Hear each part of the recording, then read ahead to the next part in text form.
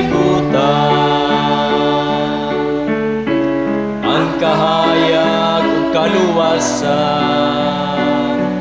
himayaon ug daygon ikaw.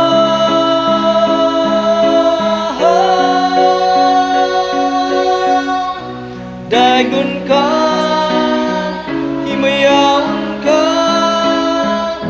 karon ug hangtod sa kangturan.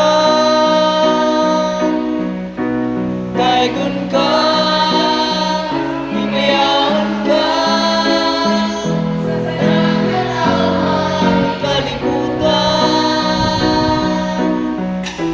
Pinagi sa imong gugma, gitubos mo ang kalibutan,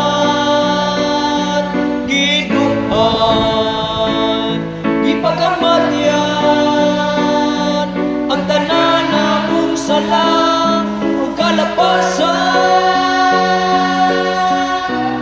O kaayo mo kanang salit kanimo, himayaon ka,